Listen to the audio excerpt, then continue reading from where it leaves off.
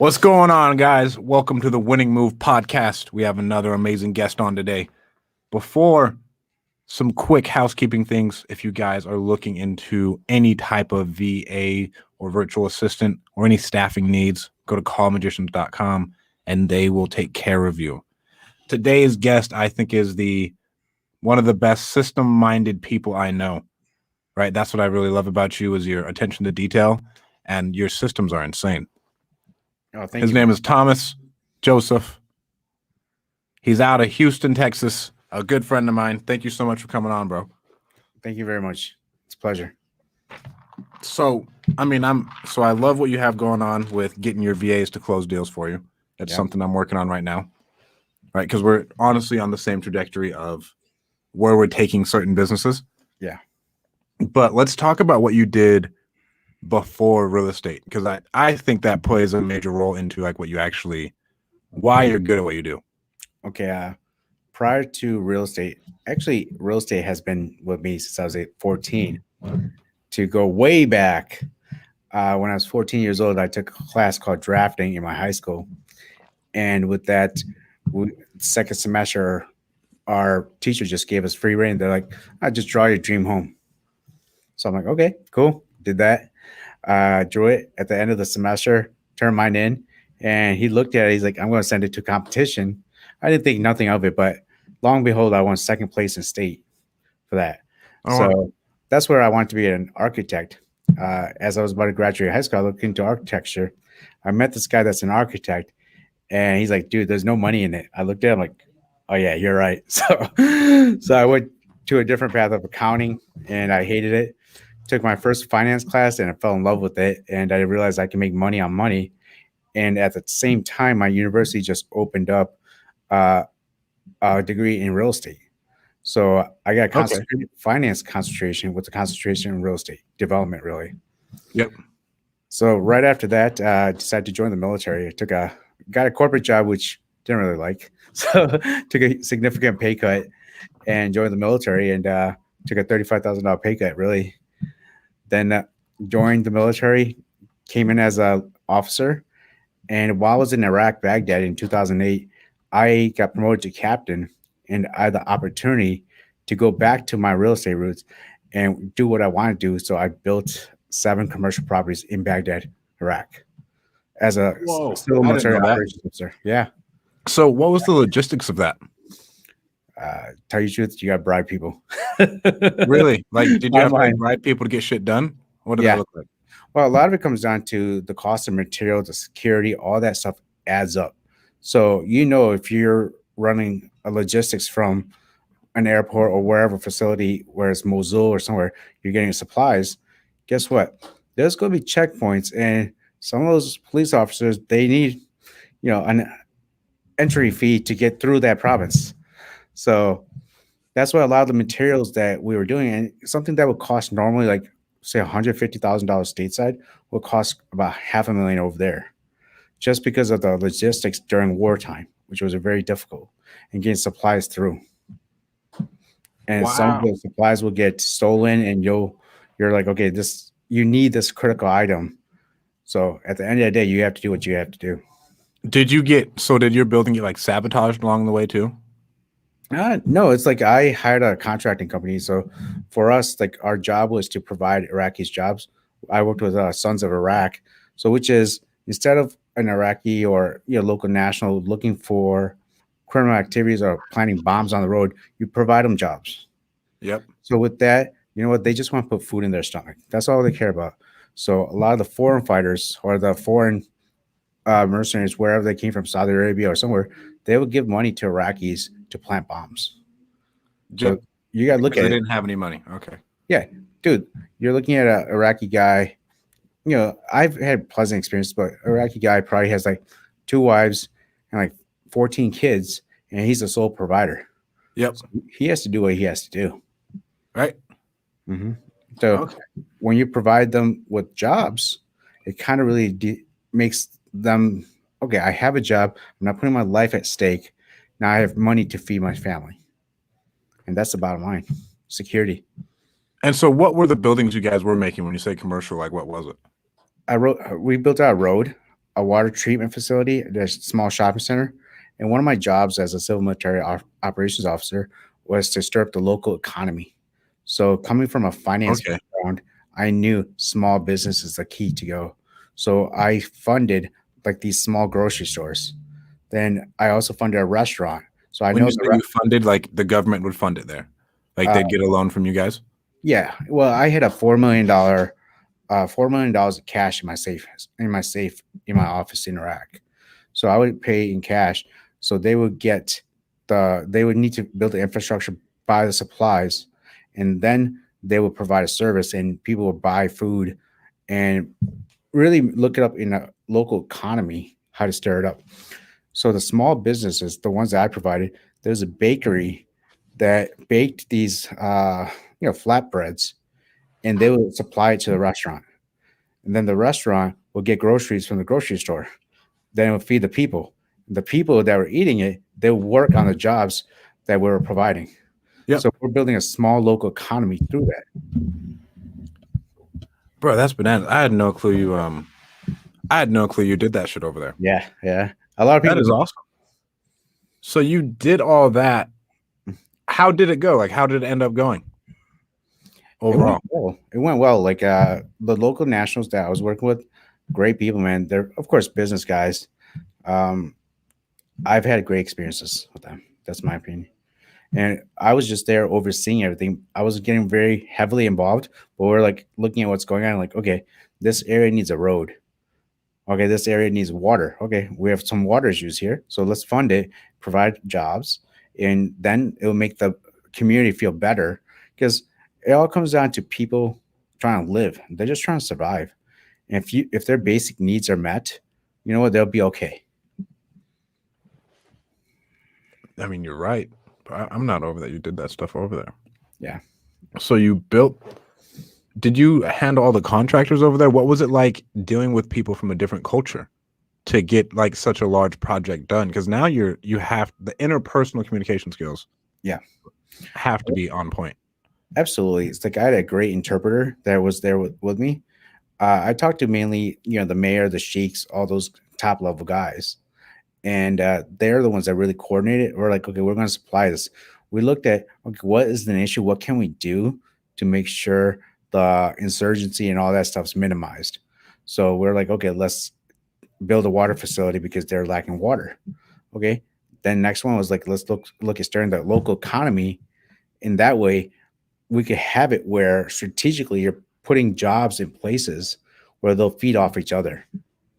And as that happens, it gets better and better. And people are working, they're working their jobs, they're getting paid from us. Then they're paying each other through, okay, here's some money for falafel. Here's some money for some food. Here's some money for little condiments, or here's some money for a chair. Here's some money for shoes. So little things like that adds up. It's like you're completely building another currency, current economy right there in the entire village. In that little village, you guys. Yeah. That is amazing. Yeah. So you did that over there, and then it ended up working. What did you do after that in the military? After I left active duty, I got a position as a management consultant in DC. And it was a very, very interesting position. It's like I was able to see a lot of high level stuff that affects the world. My clients were mainly government. And there's some areas that I can't talk about, but it was pretty sexy, put it that way. So like when you say big things that affected the world, and like what aspect are you talking about? So one of my projects that I worked on was developing a cost management framework in which, I looked at a lot of data points. So I looked at, okay, where do all these costs go? And it's just like saying the way our systems are built, because our government is so huge, and within the huge organizations, there's a lot of sub organizations. How do you categorize these costs to what? So there's a lot of duplicate counting, and the financials were not, they're estimates, but they're not really accurate. So one of the projects that I led was we created a data point structure in an ERP system, which will collect all the right information for reporting. So And that in turn grew and got bigger. And I got pulled into other projects, and I was leading a huge effort, which made my firm a lot of money. So what skills did you develop there? Like Tell you, what skills did you develop at first in the military that you thought were the most valuable? And then what skills did you develop as that independent contractor or working for being a contractor pretty much? yeah. So as a military officer, one of the few things you look at is planning. Your planning head, strategic planning, that is, long term, and putting things in place. And as an officer, you're looking, 3, 4 future goals, and also you're also doing the tactic day to day, what needs to get done. So that's one thing I learned a lot. And it's also, when I was in Iraq, I was working 16, 17 hours a day, 7 days a week, no days off for an entire year. The only time I took off was like when I went for R&R.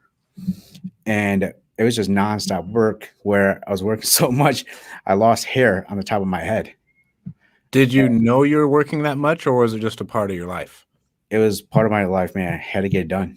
Because when you are at a certain position, things need to get done. And you're there really to serve your soldiers. So whenever you're a leader, your job is to serve. Oh And yeah. you got to do everything in your power to make sure they're fully capable of mission accomplishment. And that's your role. How did you this is something I have to implement in my companies Yeah. better. How are you showing your people the vision and like at least telling them, hey, this is our vision, this is where we're going? Because after like studying more and more, that's one of the most important parts, right? They're Yeah. not just doing some bullshit fucking job. If you can create a meaning behind it and a goal behind it and a vision of where we're going, you are going to get so much more out of said person. One thing is like you can't really force your goals onto anyone else. You have to tell them this is the direction where we're going. And with us, what I do is just like in the book Traction, we do an entire VTO with the company, the entire staff. This is the goal we're going. This is the direction. These are the steps that we need to get there. And everyone has a part. Like, for example, in our team, I'm having teammates police themselves now. Oh yeah. And in the military, for us, it was like, dude, if you don't have my back, I might get killed. Oh yeah. So it's a different caliber of commitment in the civilian life as in the military, but I've adapted more to the civilian life. It's like people are not as committed as the guys in the military. So with that, a lot of it comes down to I value our teammates. I also empower them. Like, hey man, just figure it out. Let me know. I trust you that you'll make the right decision, and let's just move forward.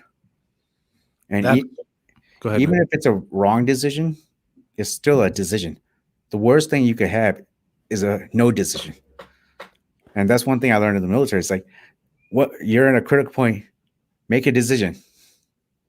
If you freeze, guess what? That's the Did. worst thing you could do. And I think this is what I struggled with, right? And I Yeah. talked to my mentors like, bro, this type of thing is never going to go away. Yeah. It is your job constantly to get people to make decisions on their own. And even like it takes like hyping up, right? It makes you feel good if you have someone tell you, like, you know what, you can fucking do this, man. I have 100% faith no matter what you do, we'll be fine. And if you think about it, at least to our level, no one is going to make a decision that's going to cost you millions and millions of dollars. Yeah. Well, So you I'd got to rather give them that type of autonomy. I'd rather lose millions and millions of dollars in a life. That's my point. And when I was working my corporate job, one thing I did notice, like some of my teammates, and we traveled a lot, they were very stressed out. And I'm just sitting there like, what are you stressed out about? At least you're not getting shot. Mhm. Yeah. So Well, yeah, it's a much different, it's a yeah. much different type of stress, bro. Yeah, exactly. And so, what skills did you develop at the corporate job? The corporate job is a lot more deeper analysis of understanding a lot more root cause. So as an officer, you're looking at the big picture, also at the small picture. But in the corporate job, a lot of it comes down to really effectively communicating where you're not an authoritarian or you're like, hey, here's the job, just get it done. You're trying to explaining a little bit more. I do still struggle with it, because I'm very direct. It's like if you provide me something that's subpar, I'm like, dude, I know you're capable more than this. What's wrong? Instead, it's like, oh, let me see, look at it. Oh, okay. Have you thought about doing it this way? So one thing, my mentor in the management consulting company, he's like, hey, this is the approach that you need to take. Where hey, let me look at this. What? How did you come up to with this conclusion? I'm just curious. So now instead of like saying, dude, you're wrong, you're trying to come to their thought process, trying to figure out how they came to that conclusion, and that's what I've learned a lot in corporate America, and also working with clients, just really figuring out their pain points, just like what we're doing in here with home sellers. The pain points of corporate executives is completely different. So when it comes down to B2B, I get it. It's a lot easier for me as opposed to B2C. I mean B2 seller. Well, I think so. One thing that like now that I do more and more B2B instead of B2C. Like I can really I can put myself in the other business's shoe. I'm there, Yeah, and I can be like, all right, man, this is what needs to get done. And like the confidence just behind like, no, you need to do this, this, and this. yeah, And if we do this, this, and this, we're gonna solve this, this, and this. yeah, It's just there. yeah, Right. And I know what's gonna solve those issues. I've been there before. Obviously, that just adds that credibility. But that's what I love about B2B sales. And yeah, obviously you're still doing B2B, B2C, it's all still sales and person to person, but it just makes the sales dynamic a little bit different to whereas you're talking to every single homeowner is a different situation, yeah, right? To where you're dealing with a variable, an infinite amount of just different situations of sellers yeah, as to compared if you're in B2B, they're coming to you for like three things, dude. yeah. Where you go to them. So one thing with B2B, what I enjoyed is like we did a lot of high level consulting. Mm-hmm. So we had to look at the main things we looked at is, people, process, technology, and that's an area that I've specialized heavily in, as well as data analytics So and what a is lot of that? data. Data analytics or The people. first one. Well, people process technology is a normal process. It's like a framework. Whenever you're building a company, and there's a couple of things I could say. When you're building a company, how I looked at the build company that I'm working with, my company, I looked at two things when you're building the company. The first thing is I know when I build, okay, I need to put in the processes and technologies. What technology am I going to use and what processes are there? Then you got to look at people. People is the most challenging aspect of any business. But when you're running a company, when a company's running, the most important thing is the people, then process, then technology. But when you're building, it's a technology infrastructure, how you're going to set it, the test of design, then you got also test of effectiveness, and that comes down with the processes. So when you have that put in place in the process charts, when you find staff or teammates, they have a path. Okay, this is how I need to get things done. You're providing them a process. So when you're working on the process and it's effective and it's working, guess what? The effectiveness of that test is good. But if the design that you have is a failure, no matter what, it doesn't matter who is in that position. It could be, uh, the most talented guy. They're always going to fail because the design of your company, the way the flow works, is broken. So how are you finding the holes in that design? Continuous improvement. So you look at every single time, and you're always poking holes. You're always poking holes. I look at a couple of things. Can I make this position job easier? As a CEO of a company, my main objective is two things: increase revenue and making sure that my staff is happy where they could maximize productivity. So if that means I need to bring in new technology, new processes, new systems, guess what? I'm going to do it to make them a lot more efficient and effective. Well, it's called easier, but then you run into what I run into, right? There's so much technology now to where like I almost eliminate people's jobs.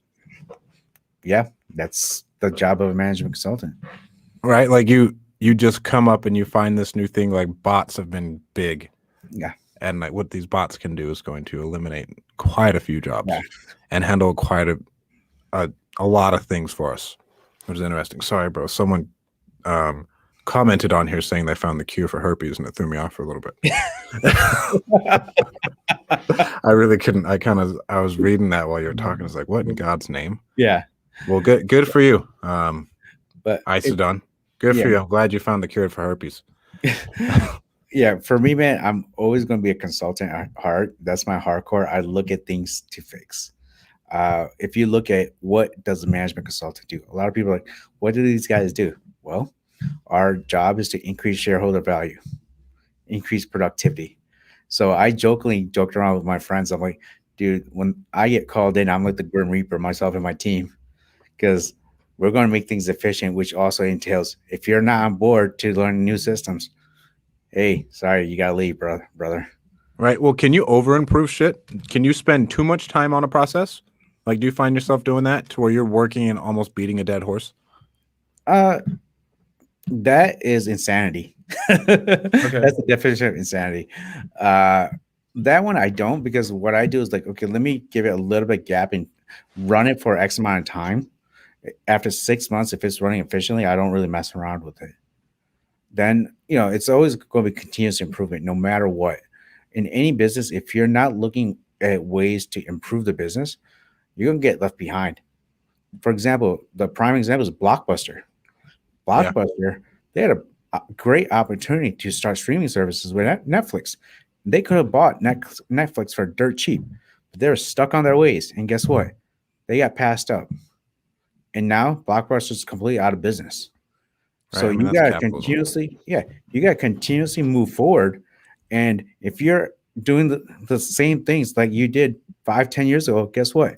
You're going to be outdated. Well, you see that in the real estate game, bro. Oh yeah, the guys are like, I've been doing this forever.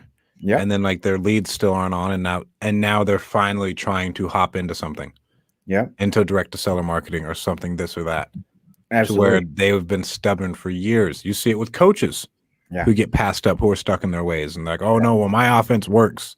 They're running the goddamn wing tee, and then another team comes in and runs something different, spreads out the ball, and that works. Absolutely. That's where it's like one thing about in consulting is like you always have to adapt to the changing markets. So every 2-3 years after you put in things, you got to really, really look into what's going on in your organization. The great thing about a small company, which I have, it's easily pivotable. You could pivot really fast. You're not pivoting a cruise ship. Yeah, exactly. Whereas large companies, all right, guys, we got to move. All right, it's going to be 5 months for us to move. Whereas a smaller company, like, let's move. 2 weeks later, boom, you moved, and people just adapted really fast. So that's the great thing about small companies is like people are more agile. They're able to adapt a lot faster than large organizations. And for me, I've always said I'd rather have a very lean company with A caliber teammates than 5 to 6 B caliber guys. So one A caliber high level guy will outdo more than 5 to 6 B caliber guys. It's true. My best example of this is when I was at Fresno State, I had a counselor, who was the counselor for all of the academics. Mm-hmm. Right, so he knew the entire football team, soccer team, equestrian team. He knew everybody's logins, and he handled setting up everybody's schedules, and he handled doing everything for all the student athletes. Mm-hmm. He got a promotion that had to hire 5 motherfuckers to replace him. Yep, 5. Like that was the first time like I'd seen to where they should have just kept paying that dude more and more, and maybe he hires on an assistant and saved money and paid him what he was worth, instead of having to hire 5 full-time staff and have it still run less efficient than it did before. Yeah. And I'm not trying to toot my own horn. I've left a position where it took about 3 people to fill my position. So, all right. And shout out Terrence Wan. That's my boy. Yeah. But a lot of it comes down to work ethic, man. You gotta have that work ethic in you. It's like being in the military, working 17 hours a day, 7 days a week, you're in a high stressful location. Think about that. So what I'm doing here is like pretty easy. It's like, all right, whatever, it's cakewalk. Right. So, and I mean, you work a ton. At this point, how hard is it for you to turn it off and spend time with your family? Like, what type of pressure does that put on your family? Because it's a thing, bro, that nobody talks about. Yeah, yeah. Funny you say that. I had a big, really thought just this past weekend, and last week I was with my daughter, and she's like, "Daddy, you're always at work. You don't have time for me." Oh, that fucking hurts. I'm like, "Shit." And even in talking with you last week, put a lot of things in my perspective. My wife always said it. My father-in-law always said it, but now it's like it's starting to hit more, and I'm getting older. I'm like, okay, all right. So right now, what I've did is like I adjusted my schedule. I come to the office at 9 a.m. now, as opposed to like 7:30. Oh And yeah. yeah, Well, you and got to put some type of time constraints on it. Like I don't take phone calls until 10:30. yeah, yeah. So I drop her off at school every day. So I told myself that's what I'm going to do. I'm going to take her to school every morning. So, and my goal is to get home by 6 o'clock every day. But I understand in the business we're in, sometimes you have to stay late. Like, for example, I went out last night, met some great, talented people, big, big investor, and I didn't get home till about 2 a.m. So I could have cut it off, but at the same time, you're building relationships, and we're in the It's a business of fine building line. relationships. It's a fine line. Yeah, But what is it? It only clicked for me at the beginning of this year to where like I was reading something and Bill Gates took his kids to school every day. yeah, I was like, Stratton, you punk bitch. Take yeah, your fucking son to school. yeah, Like if he can do that and he does everything that he's ever done and his company is infinitely larger than mine, yeah. why am I not taking my son to school? Right. Exactly. And so that's what really clicked for me to where now I take him to school every day. Yeah, And I sit there and I eat breakfast with him. And at least I get to spend that morning time from like 7 to 8:30 with my son to where generally other people don't get to do that. The whole reason we got into this shit is for time. yep, Right. And so we kind of lose focus yeah, of what we can do with our time. Like you forget, like, okay, I can just move shit around, yeah. create a new routine. So right now, I actually elevated one of my teammates into the chief of staff. So she's more of a COO's chief of staff, and I'm training her on a lot of things. It's going, and I just elevated her about a week ago. Just doing that has taken a lot of things off my back. I've completely shared my entire calendar with all my teammates now. So all my teammates in the company, they see my calendars. They see, hey, I'm waking up at 4:30 every day. So from there to the working on a few things, trying to hit the gym. But I'm not. I'm failing on that side. But definitely get my daughter ready, play with her in the morning, then take her to school. I'm getting messages in the morning. So around 6 a.m., I'm just shooting out to my team. Hey, this is what needs to get done. Come to the office at 9 a.m. I start looking at reports. 9:30 a.m. we have our 9:30 to 9:15 acquisitions meeting. Then 9:45 to about 10 o'clock dispositions. Then everyone go. That's it. 15-minute meetings now, max. And are they huddles or are they meetings? They're huddles, very quick. Like what's going on, what's up. Here's the thing. My chief of staff, she's updating me throughout the entire day. And so what does she handle for you now? I'm giving her my entire life basically. She's scheduling. She will be scheduling podcast interviews. She's going to be scheduling, reminding me of things I need to get done. It's like, hey Thomas, make sure you get this done. So she hits me up in the morning. Here are your major things that need to get done today. So as a entrepreneur, as a CEO, you're scatterbrained. You're pulled in so many different directions. So here are things that I need to get done. So with that, I've joined this thing called Focus Mate. It's an online thing where you go in, you actually turn on your camera, and you have some other random dude in the world. They're going on and Focus Mate, and you tell them, "Hey, I'm here to get this done for the first, 2 minutes." Then they'll tell you what they need to get done. For then after that, the next 50 minutes, you're finishing up your tasks, and you just going to. And it's you and some fucking guy just staring at each other, getting some work in. Oh yeah, dude. It's an accountability partner, bro. So it works. I didn't believe in it. I was like, whatever. I tried it. I'm like, damn, I got a lot of shit done. Is it a random guy every time? Yeah, random person throughout the world, man. No matter what, you don't even get the same dude. Nope. I don't know how I feel about that. So I run into a lot of people that are studying for their law Exams. exam or exams. Entrepreneurs, majority of them are either entrepreneurs or students. Right, where you got time Yep. crunches. Yep. And procrastination is such a bitch. If there's one thing that I've learned that school does teach you, it's like deadlines. Yeah. To get shit done. Besides that, I think that shit's worthless. Yeah. But I met this one CEO. He has like a $300 million company, and I looked him up. I'm like, oh shit, he's legit. Some guy in Europe, and he's like, yeah, I need to get this done. So I joined Really? this so I can focus. I'm like, you have people to do this for you, man. But he's like, no, I have to do it. I'm the owner. Right. There's only so much I feel like you can delegate. One Yeah. thing, how have you gotten? So you're just getting into delegating now. Yeah. What's helped you do it more? What's helped you do it better? Tell you the truth, my wife and my daughter, because I'm never there. Because it's also like a lot of things that need to get done. It's like I'm looking at all my tasks and it never ends. Ever.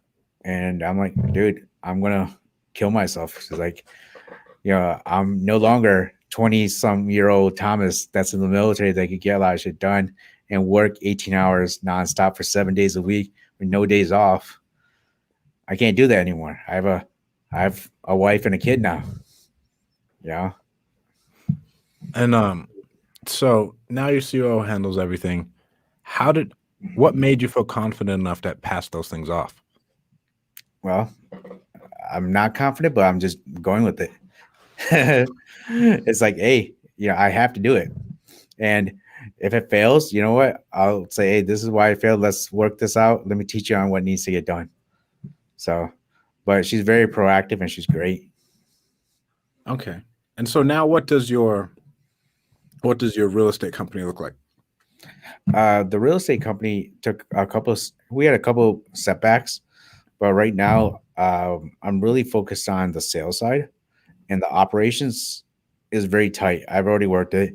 I'm not going to focus a lot more on the operations because the bottom line is very, very lean. And I built a system so efficient where when it comes down to costs, it's very low. So now I need to focus on the top line revenue, which is bringing in more revenue, money in the company. Yep. Had a setback. I promoted one of my teammates in the Philippines to, a closer. He's a level 3 closer now. So he's negotiating and talking to home sellers. How long did it take for that to happen? I have a training regiment.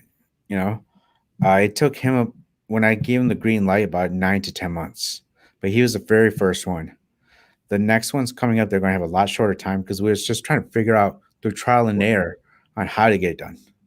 And now, with the help of the system that we built out, we dedicated a lot of time. It's working. And I look at the conversation. I listen to the conversations, and I say, all right, it's green light, go negotiate. And it's like, go after the dead leads. And we go in depth about a lot of training with accent, tonality, intonation. And a lot of this is information that was built in by my team. I just provided them the guidance, and they're the ones that built it out for me. Let's look at how do we get people to close deals fast, at the same time provide value to each other. How do you get them to understand sarcasm? That is based on experience, man. So it's the thing. Yeah, experience. Okay, sorry, I didn't mean to cut you off, but that is the number one issue that you'll run into over there. Oh yeah, absolutely. So we got that. Go ahead. You can't have anything perfect. You just gotta adapt. That's it. And one thing I learned is like just adapt to what you're doing. You can't be too rigid. Yeah. Again, it's a fine line of where you have a vision of where you need it to go, but you just have to accept that it may just be a different widget that gets you there. Exactly. Right. Just like I was talking about, like, you don't, just because you made your money in real estate doesn't mean you need to stay in real estate. Exactly. Right. In order to make your cash, you can make money other ways, and it's okay to accept that and kind of like take that next step forward. Yeah, I see real estate wholesaling is a way to make a lot of great cash if you're doing it right. Right? It's So, a great cash machine, bro. oh yeah, it's like ATM. You, you do it right, you're going to stack a lot of cash at a very fast pace, and you take that money and invest into bigger deals. Yep. Yeah, I don't. I see it for nothing more, nothing less. But I'm not concerned on building out this massive, massive, massive company because you run into the same problems over and over again. To where if I can just take that cash and put it into, again, cash flowing assets, whatever they may be, that'll yeah, make my life a lot easier. That could be real estate, that could be e-commerce, that could be other businesses. It could be really anything you want. yeah. So, But it's just so like you can go do a deal for 50K right now, and like that's 50K freed up where people get the scaling to chaos is where people like dudes are operating lean, right? Dudes are operating like 20 to 30%. And then their companies, they're operating at that because that 50K deal came in and kind of offset some bad lower deals. mhm. So one thing is like I've looked at a lot of people's systems, and let's just say I'm not impressed. But what I am impressed with a lot of the guys that have it that are doing killer, they're closing a lot of deals, even with the inefficient system. If they had the efficiency in their system, bro, their profitability would be ridiculous. Uh, I just joined a mentorship program, and this guy, you know him very well, Nick. He's a beast. He's nationwide, and he's like making like 150K weeks. And with that, is just stacking that cash to go into bigger investments. A lot of Mm-hmm. people in our industry get in, they're making a boatload of cash immediately, and they decide to spend it on things where it's a depreciating asset. Dude, reinvest it and live off your investments. Oh When yeah, you're living off your investments, you're living that's freedom. that's real freedom. That's real How freedom. so? How can people identify that their system's inefficient? Right? How can someone even know to where I want to make an operator? Yeah, I feel like you're an operator, right? Like you're a Yeah, lot more of the operations guy. yeah, To where like what's his name? Eric Kane is again another great operations guy. My yeah. partner Chase is an amazing operations guy. To where it's an engineer's mind is the only way I could see it, right? To where like you guys see that there's kinks in the puzzle. This is what will make this thing go straight. I think for me, it just came from the management consulting experience. So when I worked in DC, I looked at big organizations, multi-billion-dollar organizations, and saying, okay, how do we make this lean? How do we trim $2 billion? How do we do this? And looking at it from that perspective, but then looking at the macro level, then going to the micro level, that exposure enabled me to see things that most people don't. And on top of that, I have the strategic vision, that background of being in the military, being a strategist. And when I took a predictive index, it even said I was a strategist by nature. And I Okay. didn't realize that since even as a kid, I looked at moves. I'm like, if I do this, the likelihood of this, this, and this is happening, the probability of this is happening.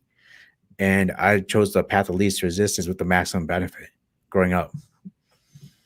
Do I you didn't put realize that by myself in the past until about a couple years ago. do you put your entire team through PI? I have not, but what I did is they take the DISC test.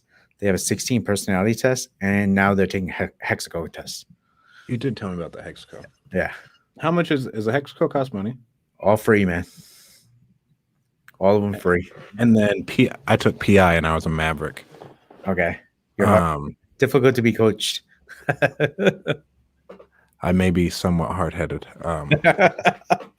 That's Yeah, why you give people money, so you just have to open up your head, or you're gonna be wasting your money. yeah, So Hexaco disc. yeah. So let's take it back again, bro. How can people get better at identifying where they're inefficient and why their operations suck? A lot of it, my recommendation is probably going to other masterminds and just talking with other operators, man, other businesses. That's probably one of the best ways because you sometimes you don't know. You don't know. You don't know. If you have a problem, then you're like, okay, how do I make this better? You just got to figure it out. One of the best ways you could always learn is just talking to people. Just talk to people. Like, hey, I have an issue here. Do you have this issue, or how do you do this? Or do you mind showing me your CRM? Some people Right. are very protective. Like, no, no. I'm like, dude, you want to see my CRM? Here it is. Just don't steal my leads. But well, like here's this bottleneck is one Yeah. thing that, and define a bottleneck for the audience, man. A bottleneck is the where you have a lot of things coming in, and there's some kind of neck in. Yeah, right there, and you need to go out. So it's just choking it, and sometimes that choking element could be that person. Yeah. So a lot of it is like, okay, you can't move forward until you get my approval. I'm like, dude, you're kind of a bottleneck because what if you are not available and they need to make a decision there? Do you empower them to make that decision? And right now, what I do is like, for example, even today, we had an issue with one of our teammates where she didn't show up, and we terminated her. But she's great caller, but she was going through some personal issues that we were not aware of. So now she still wants to come back to the company. And I told my one of my coaches, my co-call coach, hey man, you make the decision. This is your call. I trust your decision. Just remember she's going to be on probation. Yeah. And now they're deciding. And whatever decision they make, I'm cool with it. I got my what's it called? My strictness with our employees from you. Yeah. Right. Of like if someone doesn't make it through the first month, bro, they won't get paid. Yep. Like we just won't pay them. Yep. They're on a trial period for an entire month. Yep. And I got that from you. So Yeah. how are you going through and identifying exactly who you want to work in your company and making sure they fit besides personality tests? A lot of it Steve comes told down, me you got some intense shit going on, bud. yeah, a lot of it comes down to the application process. Our application process is mainly intended to disqualify people. That's it. And I tell them up front, hey, this is things that will get you terminated. Here are your terminal offenses. And they have to watch all the videos.